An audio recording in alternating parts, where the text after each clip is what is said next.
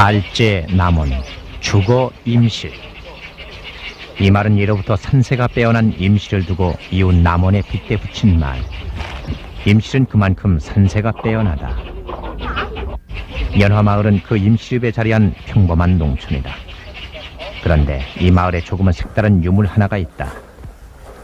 마을 뒷산을 조금 모르다 보면 눈에 띄는 제법 커다란 바위 하나. 이거 좀 풀도 뽑고 어쩌고 씨앗인데 그냥 풀이 이렇게 여기 돼서 그래야 되냐.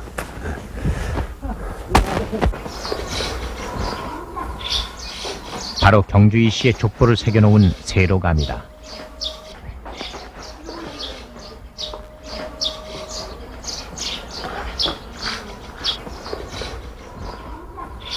바위에는 시절로부터 시작된 경주이 씨 선계의 족보가 선명한 모습으로 남아있다.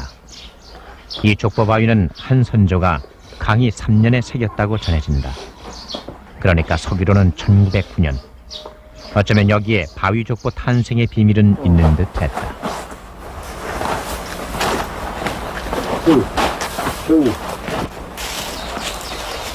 대체 어떤 이유가 초유의 이 바위 족보를 탄생하게 했던 것일까? 당시 흔하게 있었던 종이 족보로는 다할 수 없었던 어떤 절박한 이유가 여기에 있는 듯한데. 올해도 어김없이 세록비 앞에는 제사상이 차려진다.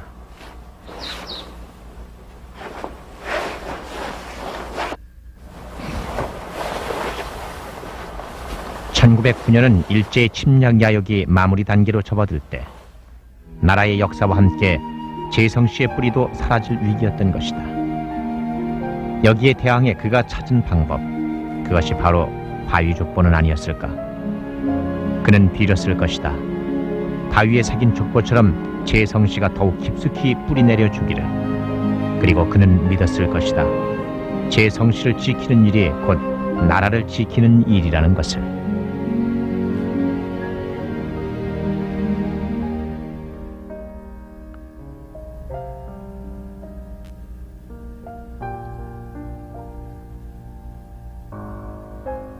경주이 씨의 뿌리는 경북 경주시의 선명한 모습으로 남아있다.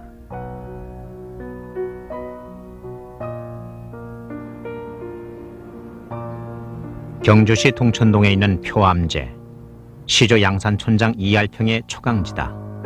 표암제를 앞에 두고 하늘을 바치듯 솟아있는 표암에는 시조 탄생 설화가 전해온다.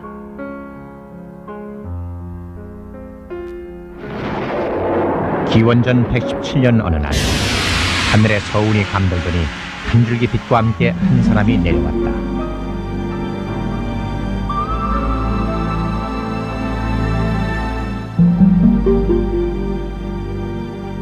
이가 양산촌장 이알평, 바로 경주이 씨의 2000년 문을 연 시조다.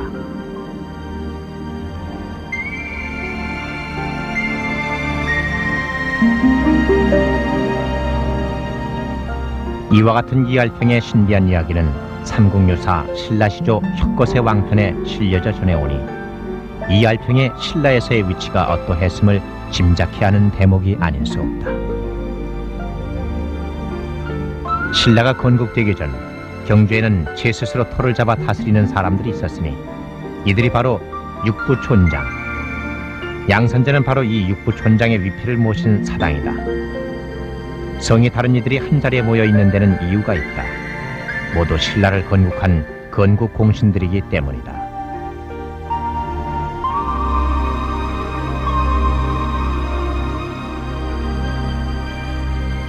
이알평은 이들 육부촌장 중 의장격으로 회의를 주재한다. 박혁거세는 바로 이 회의에서 왕으로 추대되니 천년 신라의 문은 이렇게 열린다.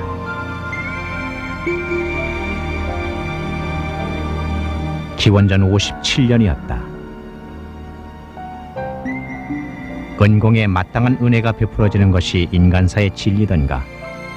이알평은 신라 건국의 공으로 좌명원훈에 오른다.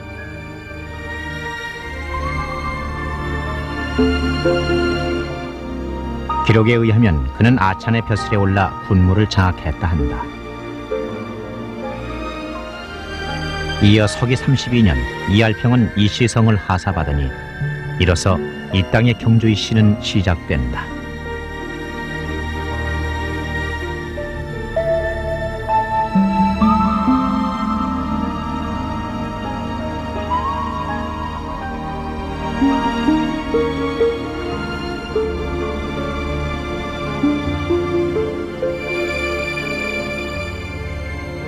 뿌리 깊은 나무가 성하듯 경주의 시는 시조 이할평일에 더욱 융성한다. 신라말 소판벼슬을 한 소판공 이거명은 시조 뒤를 이어 가문을 이끈 중시조. 경주의 시는 이 중시조 소판공을 일세조로 계대를 이어오고 있다. 경주의 시는 고려와 조선조를 거쳐오며 상신 8명, 문영 3명, 호당 4명, 청백리 3명, 문과급제 178명을 배출해낸다. 실로 명문 거적다운 인맥이 아닐 수 없다. 이 모두 경주의 시라는 거대한 뿌리에서 뻗어나간 11개 파의 가지에서 핀 꽃들이다.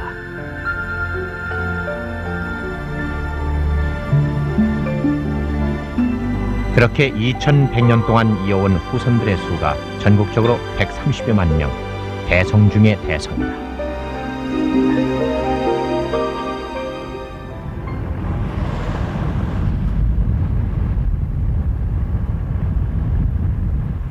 공주는 옛 백제의 도읍지.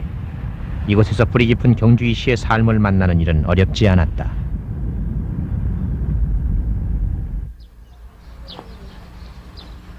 세월의 무게에 짓눌리고 밀려서 이제는 사라져가는 마을 집성촌. 그러나 뿌리 깊은 나무는 쉽게 흔들리지 않는다. 공주시 중동마을에 자리 잡은 경주의 시의 뿌리는 깊고 튼튼했다. 중시조로부터 25대손인 초려 이유태의 종택, 초려집이라 불리기도 하는 이곳은 인근에서도 꽤 유명하다. 어르신네 글씨서 보통 10대 글씨가 대대로 있습니다. 그래서 아마 이제 내기로 12대, 11대, 10대, 9대 이렇게 쭉 이렇게 대대로. 박물관에는 경주의 시 역사를 나타내는 유품들이 꼼꼼히 진열돼 있다. 그 유품들 앞에서 어린 후손들이 옛 선조의 향기에 취하는데 부덕방문할문이 우리 공부가 훌륭한 분이지요. 한승가도에 발선이다 하면은 아 그래 문헌이로구나. 그래 대개 열사들은 뭐 무슨 흉년 그런 것까지 난 걱정 말라고 그랬다는 게요. 그래 이제 그들을 취하게 만드는 것은 박물관의 유품들만이 아니었다. 됐는데 그 글방을 보냈어. 7살 먹어서 이제 동네 글방이 서당을 보냈는데 점심 먹으러 이제 온단 말이야. 오면은 그 어머니가 뭐 서양 문물의 거센 회오리에 사라져버렸을 것 같은 옛 선조들의 삶의 모습. 그 이끼 낀 모습들이 여기 이렇게 살아있기 때문이다. 이것도 하고 저것도 하고 안 된다. 배우고 또 따로 익혀서 초려 이유태의 11대 후손 이종선 씨. 그는 초려집을 찾은 젊은이들을 상대로 종종 선대들의 역사를 풀어놓는다. 그 사람들이 효도하고 공경하고서 말이야. 해도 지치지 않는 선조들의 이야기. 드런드런 낮게 깔리는 옛 선조들의 삶 속에 초려집의 한낮이 익어가는데 대체 경주의 시의 어떤 인물들이 이들을 여기 묶어 놓았는가?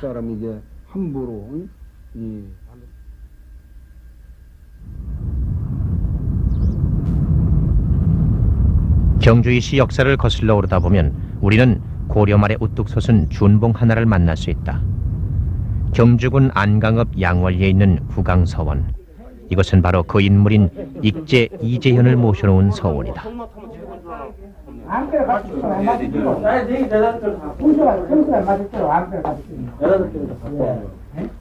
그 서원에 후손들의 손길이 분주하다. 구강 서원에는 익제집 목판 300여 본이 정갈하게 보관돼 있다. 오늘 그 목판본을 내오는 후손들의 손길이 조심스럽다. 원래 그냥 폐관 문화라고 예전부터도 그 이제 이거 다 탑본해가지고 후손들은 오랫동안 계속된 장마의 배인 습기를 햇빛에 말리며 그동안 마음에 쌓였던 조상에 대한 불충도 함께 말려나갔다. 단골이고 그래.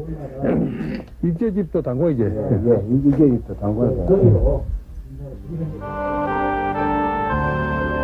익제 이재현. 시조 이래 경주의 시를 삼한의 명문 반열에 올려놓은 최초의 인물이다.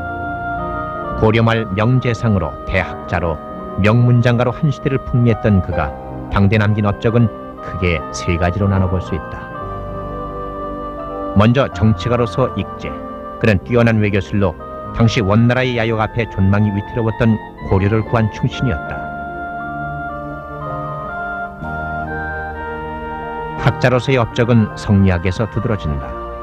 그는 성리학의 기초를 확립한 대가였다. 익제의 문장가로서의 명성은 오늘 그가 남긴 익제집으로 알 수 있다.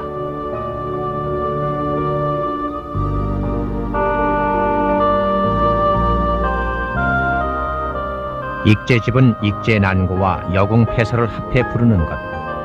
특히 익제난고에 실린 17수의 고려가요는 국문학연구에 여궁패설의 수필은 고려사 연구에 각각 귀중한 자료가 되고 있다.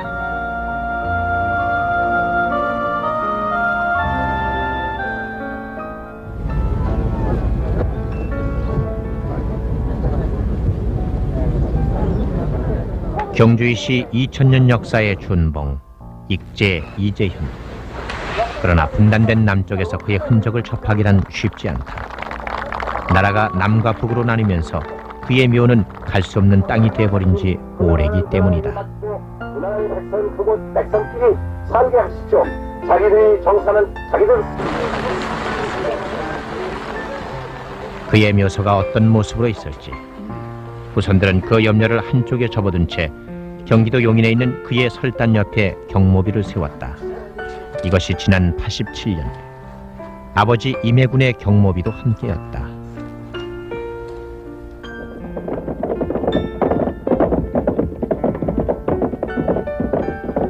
고려의 패망과 조선의 건국 그리고 임진왜란, 역사는 급격한 굴곡을 그리며 내달려오고 경주이시 문중사 또한 역사의 흐름 속에 함께 해온다. 임진왜란, 그것은 일찍이 없었던 치욕이었다. 거대한 해일처럼 전 강토를 유린해오는 왜적에 맞서 조정이 할 수 있는 것은 몽진, 아무도 반대하지 않았다. 그러나 이를 반대하는 이가 있었으니 백사 이항복이었다. 그때 이르면 명나라와 그러나 조정은 끝내 의지로의 몽진을 결정하고 만다. 밤을 타 도망치듯 시작된 선조대왕의 몽진 행렬. 그것은 왕과 신하 모두에게 차마 견디지 못할 수모여 치욕이었다. 백사 이항복은 비록 자신의 의사와 다르나 왕을 의지로 호성 1등 공신에 오른다.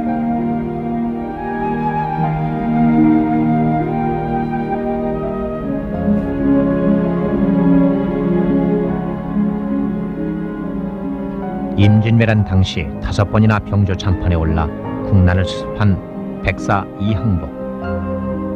학문에도 뛰어났던 그의 성품은 유난히 곧고 맑았다 한다. 그런 성품 때문일까 광해군 9년 백사의 인생은 큰 굴곡을 그리게 되니 인목대비 김씨의 폐모 반대가 그것이었다.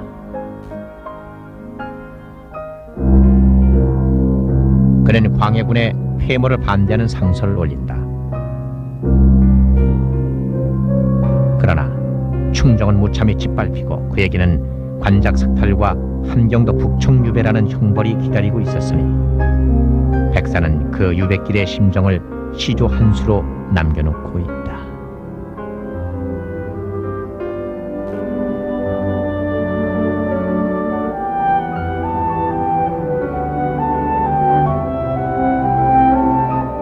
결국 그는 유배지 북청에서 세상을 뜨고 마니 그때 그의 나이 63세였다.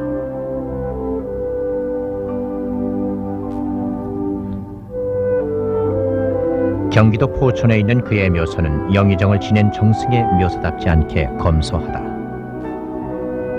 진실은 언제나 승리하는 법이던가. 백사는 사후에 관작을 회복하니 이로써 그의 맑았던 삶은 다시 빛을 내기 시작한다. 임난혼조의 3리로 조선조 4대 명제상으로 만인의 우러름을 받았던 백사 이항복.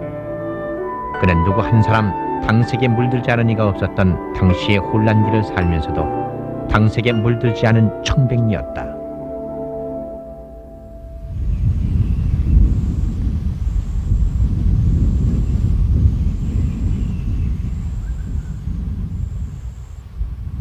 앵자봉의 동쪽 기슬, 서울 근교의 명산이라 일찍이 많은 절들이 자리 잡은 곳. 기이하게도 한국 천주교의 발상은 이 앵자봉의 한 기슭에서 시작되니 이곳이 바로 천지남이다.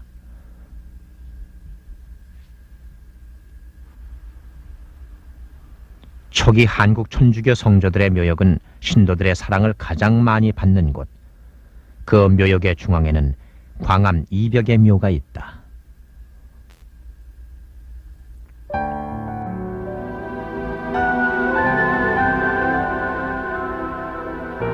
광암 이벽.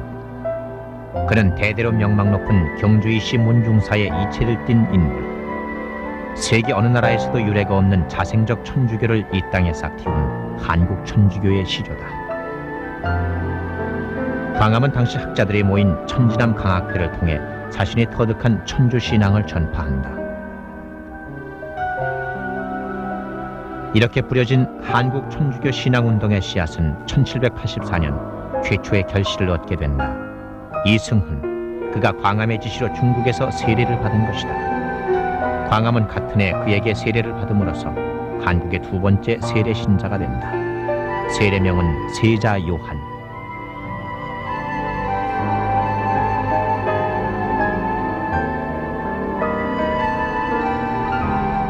광암은 동양의 유학 사상에 기독교 사상을 결합시켰다는 평가를 받는다.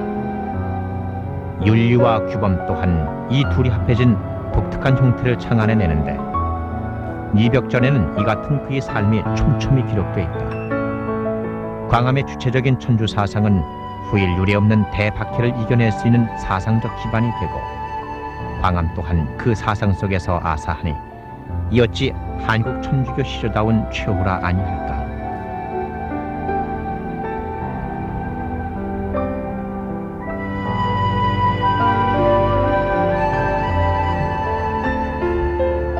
명문가의 자녀로 태어나 스스로 가시밭길을 택한 과감의 33 붉은 인생.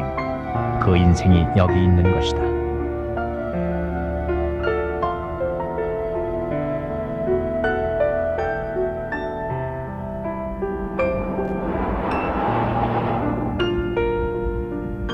제 땅에 묻어야 할 뼈들을 머나먼 이국에 묻은 사람들의 심정은 어떠했을까? 머나먼 땅 우스리스크. 집도 사람도 바람도 낯설은 이국 땅. 구한말 제네라만 있었어도 그 험한 길들을 헤치며 와야 할 이유가 없었던 땅이다. 수입훈 강. 여기 뼈조차 묻지 못하고 먼지로 사라진 이가 있다. 보제 이상설. 그는 구한말을 향해 숨가쁘게 달려온 경주이시 문중사가 높게 솟구쳐 올린 또 하나의 인물이다. 시대가 인물을 낳는다고 했던가. 보제 이상설이 산 시대는 일본의 침략 야욕에 국군이 기울어 갈 때. 결국 1905년 조선은 을사보호조약으로 사실상 일본에 병합되고 만다.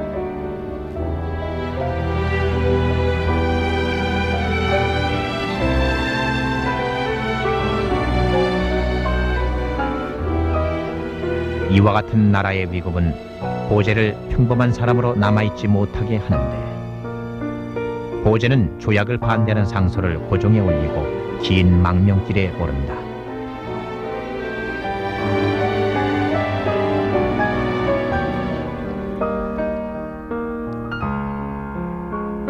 독립을 위한 보제의 급한 발걸음은 용정으로 향한다. 그곳에서 그가 먼저 한 일은 민족교육학교를 세우는 일. 보제는 서전서숙을 건립하고 숙장이 된다. 그 예터에는 고려인들의 학교가 서 있고 후손들은 그의 자취를 잊지 않고 있었다.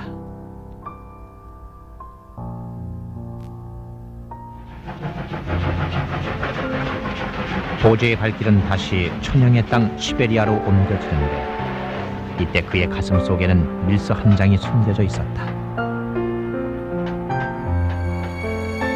바로 고종의 옥새가 찍힌 밀서가 그것이었다. 고종은 당시 해외에서 열린 만국평화회의에 일사를 파견, 일사보호조약의 파기를 기획했던 것이다.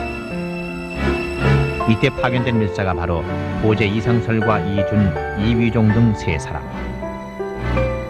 그러나 망국의 서름과 독립의 꿈을 안고 찾아간 이들 세 사람 앞에는 일본의 보호국이므로 인정할 수 없다는 열강의 냉개다. 일본은 이 일을 문제 삼아 고종을 폐위시키니 조국의 미래는 더욱 암담해진다.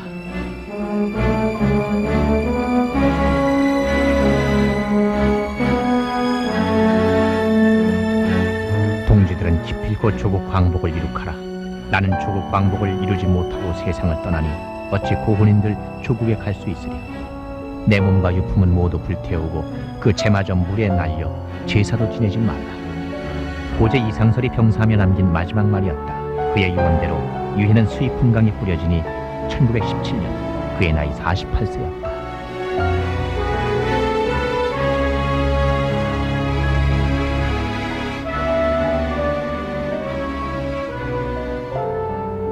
이제 그의 소망대로 조국은 광복됐으나 조국의 하늘에 그를 기릴 유품 하나 없다. 그래서인지 돌아와야 할 주인을 기다리는 빈 생가가 더욱 빛나는지도 모른다.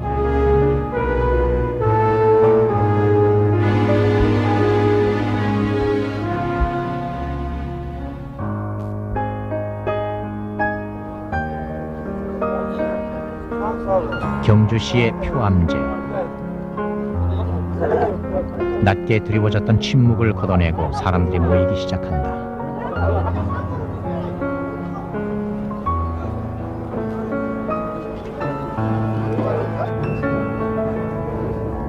오늘은 시조 양산촌장 이알평의 시향일. 고선들은 삶에 쫓겨 조심스레 접어든 묵향배인 외경심을 펼쳐 보이고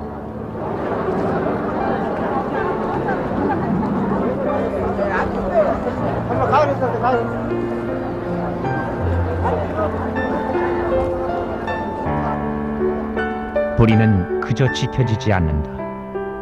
세월은 그 어떤 것도 가만히 놓아두지 않는다. 사람들은 수백 년 뒤에야 깨쳐 알았다. 역사는 지키려 노력하는 자에게만 주어지는 그런 목숨 같은 것이라는 것을.